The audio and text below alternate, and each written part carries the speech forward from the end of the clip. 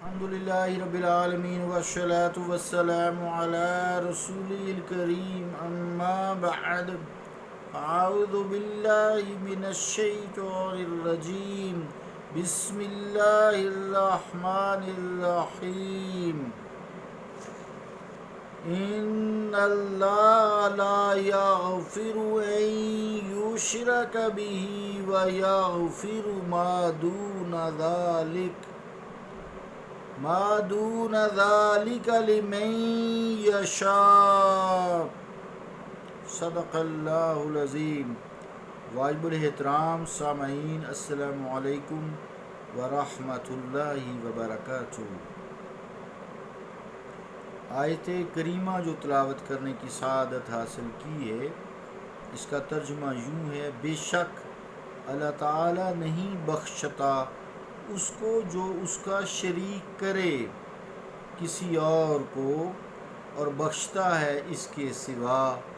جسے چاہے۔ اللہ کا قول سچا ہے جو بڑی ہی عظمت والا ہے۔ عزیزان گرامی قدر، السلام علیکم ورحمۃ اللہ وبرکاتہ۔ شرک کی اقسام کل بتائی تھیں کہ ایک تو اللہ کے علاوہ کسی کو معبود بنانا، یعنی اس کی عبادت کرنا اللہ کے علاوہ، وہ صریحاً شرک ہے، جیسے ہندو ہے۔ دوسری قسم یہ ہے کہ اللہ کی بھی عبادت کرے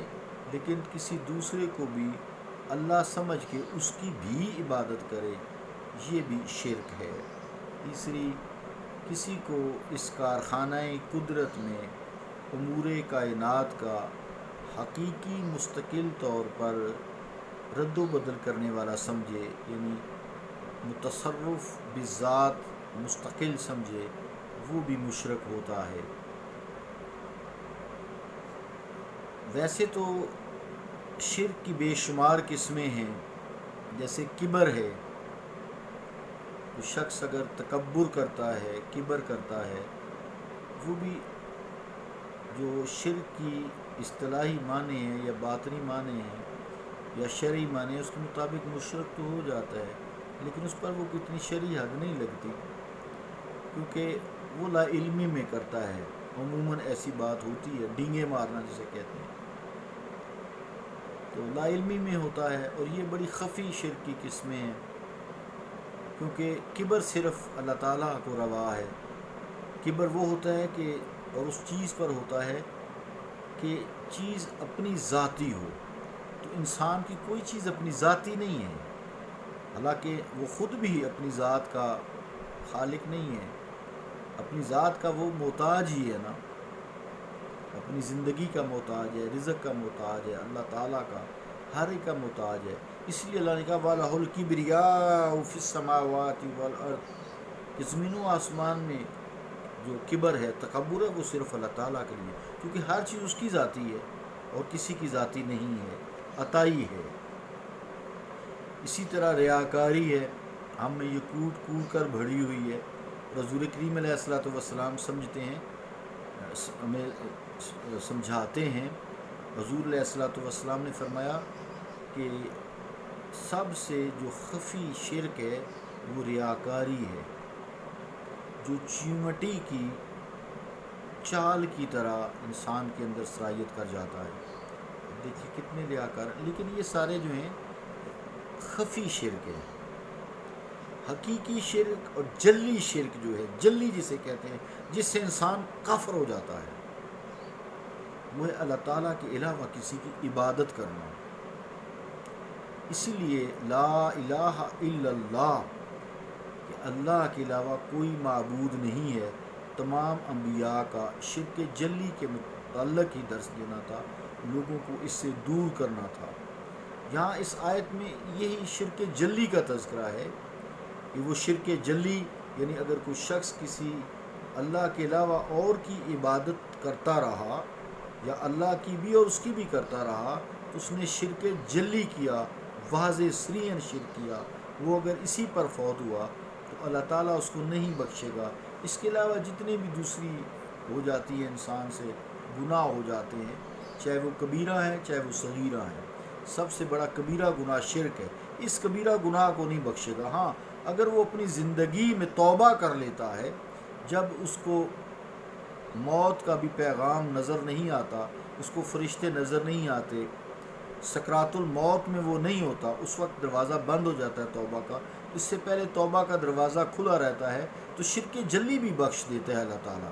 لیکن آپ صلی اللہ تعالیٰ علیہ وآلہ وسلم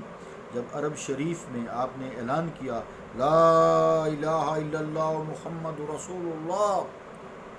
تو سارے مشرک ہی تھے نا۔ اس کے بعد پھر ایک ایمان لائے، شرک سے توبہ کی، دائرہ اسلام میں داخل ہوئے، اور مصطفیٰ علیہ الصلوۃ والسلام کے سارے غلام بن گئے،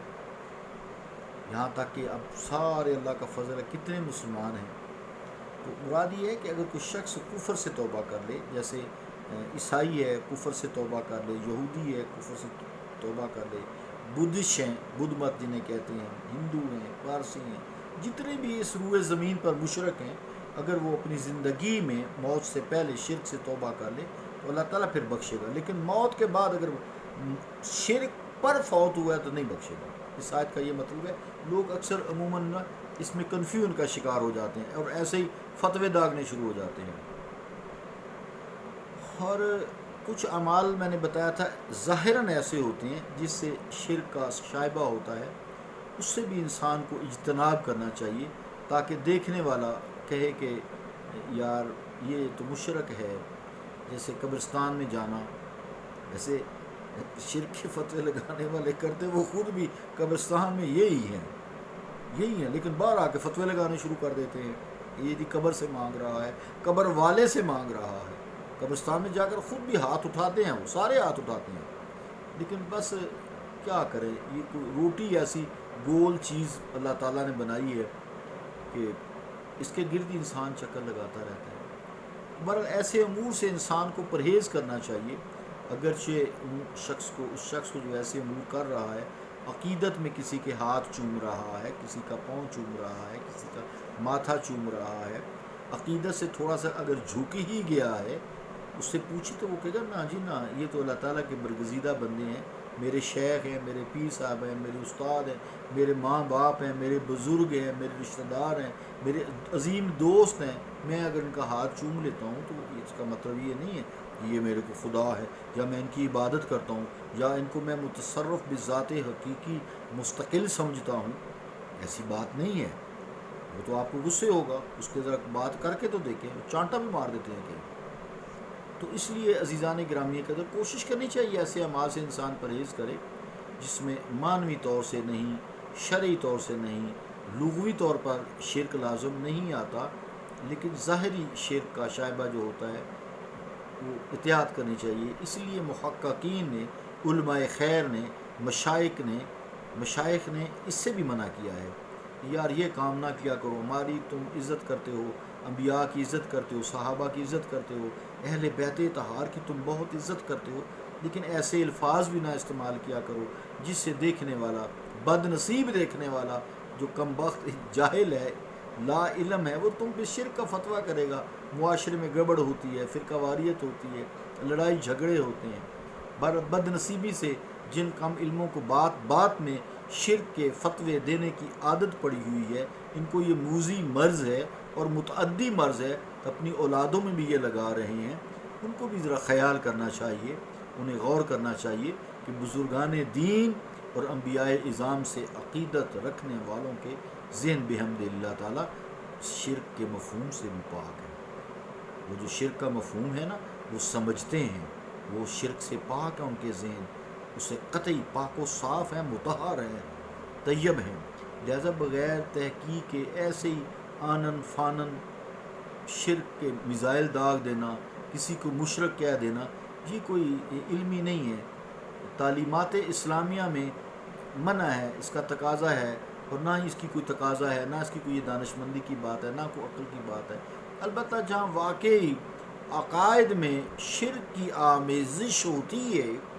وہاں انہیں سختی سے منع کرنا چاہیے کہ بھی دیکھو یہ کام درست نہیں ہے، ہمیں انبیاء نے یہ سبق نہیں دیا۔ وہاں یقیناً آپ کو قلم سے، زبان سے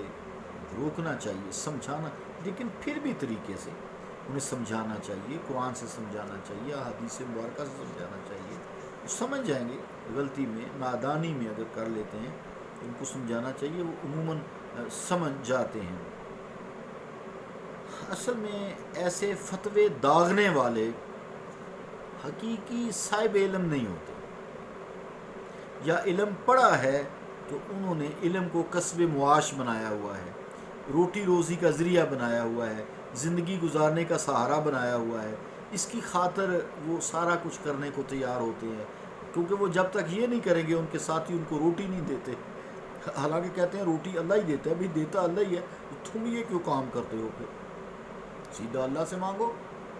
کیا وہ تمہیں نہیں دے سکتا؟ دے سکتا ہے، وہ تکیے کے نیچے سے بھی شکر اور گڑ نکال دیتا ہے۔ تکیے اور شکر جو ہے وہ تکیے کے نیچے بھی رکھ دیتا ہے، فرشتوں سے کھوا دیتا ہے۔ بابا فرید گنج شکر غالباً انہی کا واقعہ ہے، ہاں انہی کا واقعہ ہے، گنج شکر جو ہے انہی کا واقعہ ہے کہ